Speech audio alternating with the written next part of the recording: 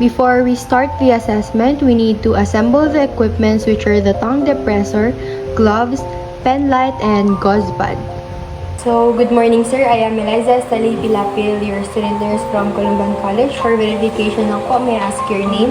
Kira Tenis ko ba? Your birthday po? August 28, 2004. Your age po?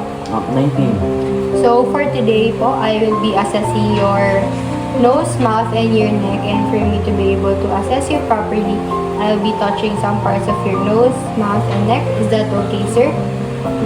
So we do this to ensure that everything is normal, but if there are any abnormalities found, we will note it to prevent further complications. Rest assured that the documents that will be noted in our findings will remain strictly confidential. Is that okay, sir? Okay.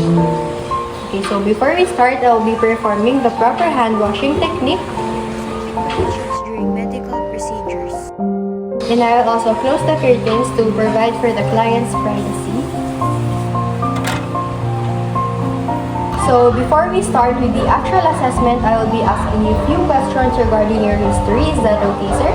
Yes, ma'am. So I will be asking you a few questions to know the current signs and symptoms. So, are you allergic to any food or medication? No. Do you experience difficulty in breathing through your nose? No. Do you have sinusitis, sir? No. Did you have any recent injuries on your nose or any areas on your face? No. Okay, so do you experience nosebleeds, sir? No. Okay. Do you take any antibiotics like amoxicillin? No. Okay, sir. So, did you undergo any surgery before? No. Okay, do you have any problems with your neck? Do you feel any lump, mass? None. Okay. So, thank you for answering my question, sir. That will surely help with the assessment. So, we will now start with the actual assessment. But first, sir, are you comfortably seated? Yes. Okay, so before we start with the assessment, I will be wearing gloves. This is to prevent cross-contamination and possible spread of infection. Okay.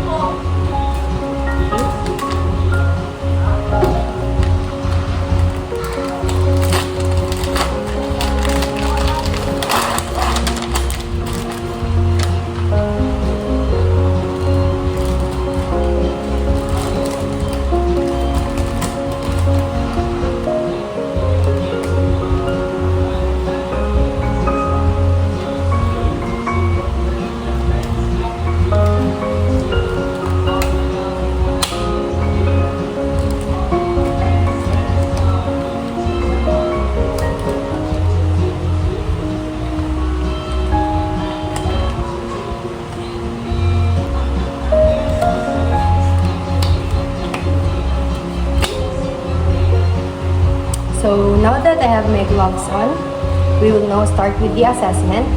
So first, I will inspect your external nose for any deviation in shape, size, or color and flaring, or any discharge from the nares. So can you please tilt your head upward, sir?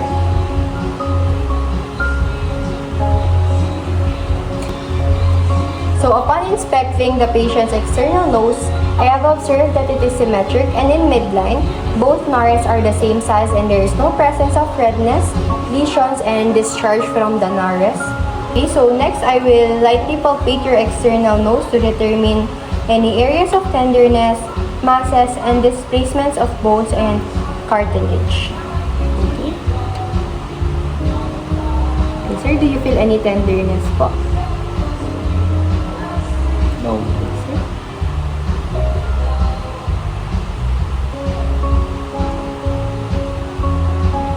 Okay, so upon palpating the patient's external nose, as the patient stated, there are no presence of tenderness and there are no presence of skin lesions. Next, I will determine the patency of both nasal cavities. Sir, can you please close your mouth and cover one of your nares like this, sir? Yes, and then breathe through your nose po. Okay, also on the other one po.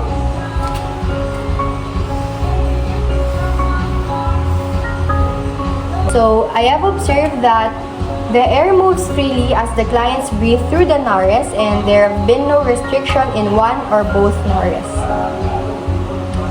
Next, sir, I will inspect your nasal cavities. Can you please tilt your head back po? Okay.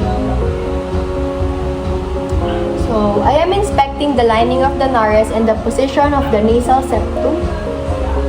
Okay. I have observed that the mucosa is pink. There is a clear watery discharge and nasal septum is intact and in midline, and there is no presence of redness in the mucosa, no presence of edematous, and no presence of discharge like pus, and no presence of lesions like pus, and there is no septum deviation. So next, I will palpate the maxillary and frontal sinuses for tenderness.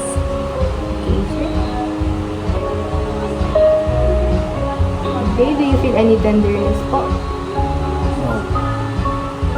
Okay, ang sabi niyo po. Do you feel any tenderness, sir? No. So, as I palpate the patient's frontal and maxillary sinuses, as the patient stated, there is no presence of tenderness in one or both sinuses. Next, for the lips and buccal mucosa, first I will inspect the outer lips for symmetry of contour, color, and texture. Can you please do this, sir? As if you're about to whistle. Okay. Okay, so I have observed that the patient's outer lips are pink in color. They are soft, moist, and the contour is symmetrical. There is no presence of pallor, cyanosis, blisters, fissures, crust, and red bleeding. Next, can you please purse your lips, sir? Okay. So, upon telling the patient to purse his lips, the patient is able to purse his lips.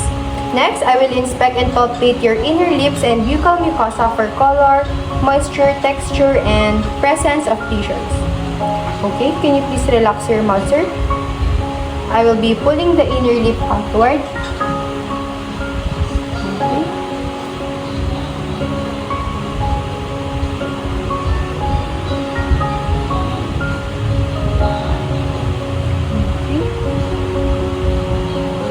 I have observed that it is uniformly pink in color.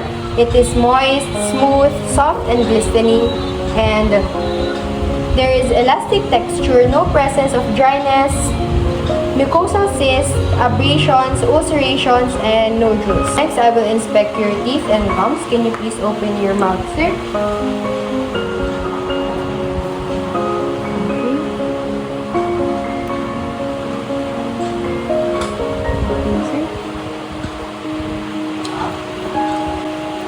I have observed that the teeth of the patient are 32, which is the complete teeth of an adult.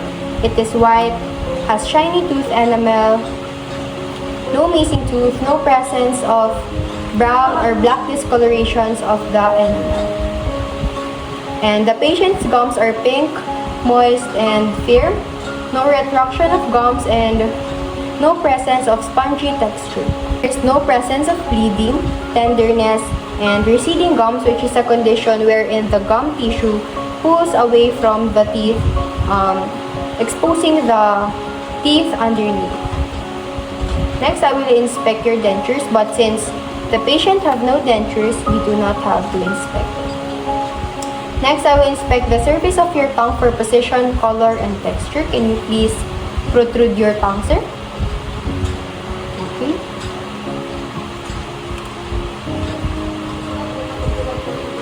Okay, so I have observed that the tongue is in central position. It is pink in color.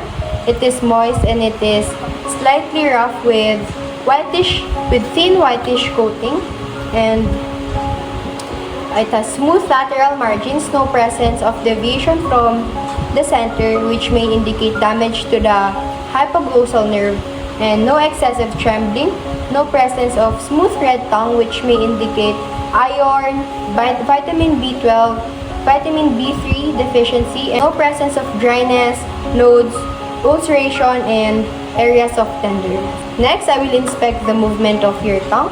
Can you please move your tongue upwards, sir? And then side by side. Okay, so do you feel any tenderness upon moving your tongue po? None. Okay, so I have observed that the patient is able to move his tongue freely, and as the patient stated, there is no presence of tenderness and there is no restriction on mobility. Next, I will inspect the base of your tongue, the mouth floor, and the frenulum. Can you place the tip of your tongue against the roof of your mouth? Okay.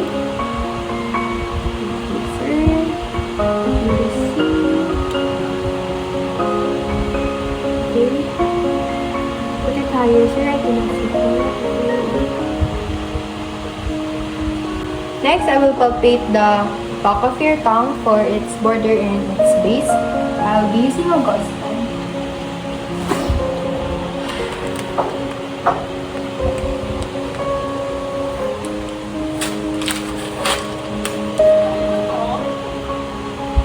Okay, so can you please protrude your tongue po?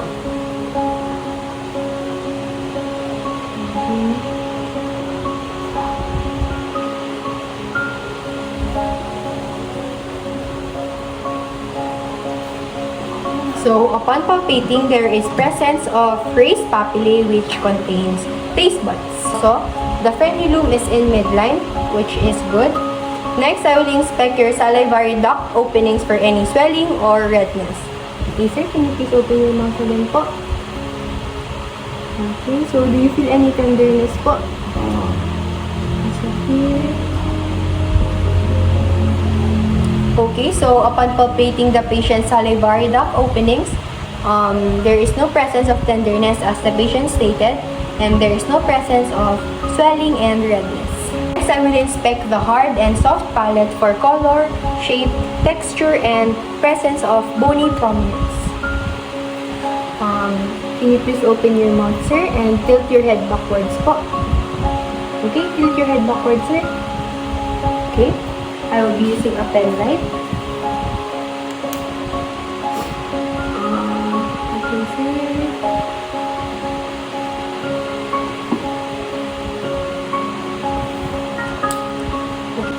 I have observed that the patient's soft palate is smooth, moist, and the hard palate is slightly pinkish with bony growth and with no presence of jaundice, pallor, and no presence of exotosis. Sir, I will inspect your uvula for position and mobility. Can you please say ah?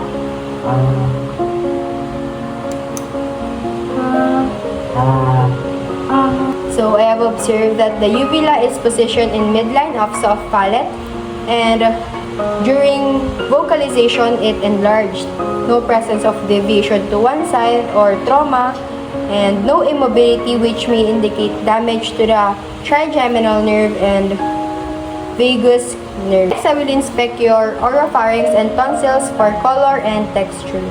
Okay, can you please open your mouth, sir, and tilt your head back? So I will use a tongue depressor and pen light. Okay, sir, thank you.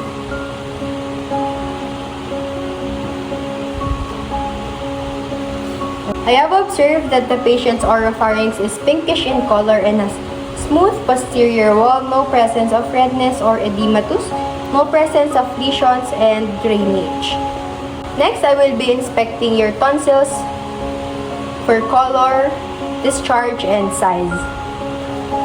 Okay, sir. Can you please open your mouth?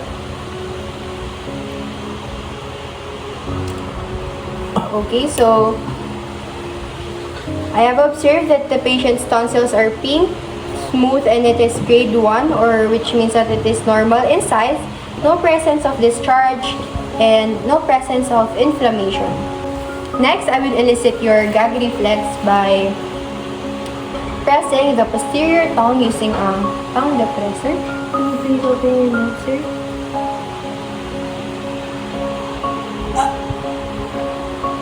Okay, so upon pressing the posterior tongue using a tongue depressor, the patient gagged, which means that the patient has gag reflex. I will be removing my gloves.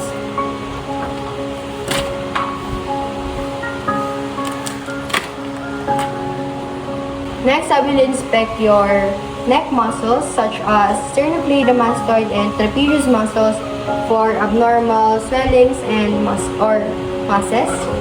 Okay, sir. Do you feel any tenderness, sir? No. Upon inspecting the patient's neck muscles, it is symmetrical with no presence of pain, no presence of tenderness, swelling, or deformities. Please move your chin up to your chest. This is to determine the function of the sternocleidomastoid muscle. Okay. Okay, sir. Okay na po. Next, can you please move your head back, pointing the chin upwards, sir? This is to determine the function of the trapezius muscle.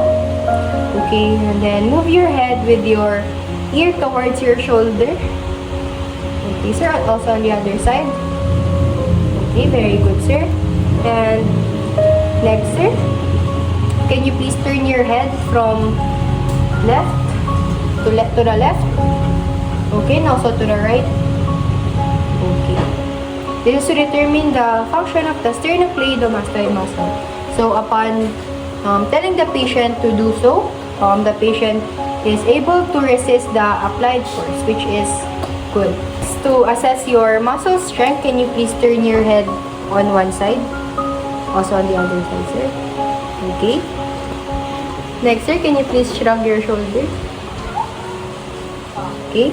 So, upon letting the patient do the neck movements and the shoulder movements, the patient is able to resist the applied force, which is normal. Next, I will palpate your entire neck for enlargement of lymph nodes. Okay, sir. Do you feel any pain po?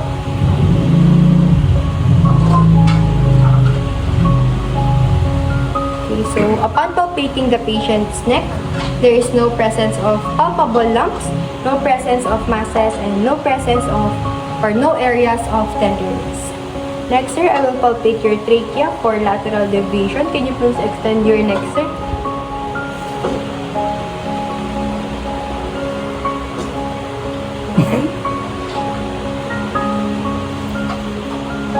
So, as I palpate the patient's trachea, it is in midline of the neck.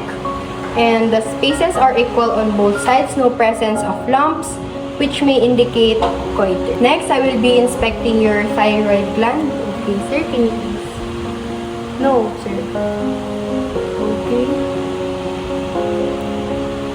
So, upon observing the lower half of the neck, overlying or underlying the thyroid gland, it is symmetrical and there is no visible masses. Next, sir, can you please hyperextend your neck and then you swallow po? Okay, so do you feel any tenderness upon swallowing? No. Okay, so next, I will palpate your thyroid gland for smoothness. Okay, sir.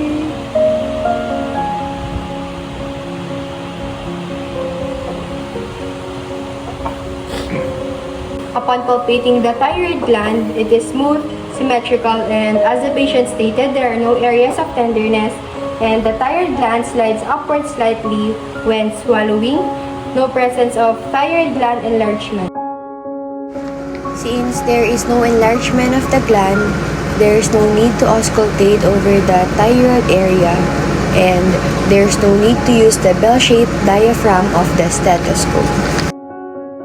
So for documentation, the equipments used are pen light, tongue depressor, and gauze. And upon assessing the patient, there are no abnormalities found and the patient is able to cooperate.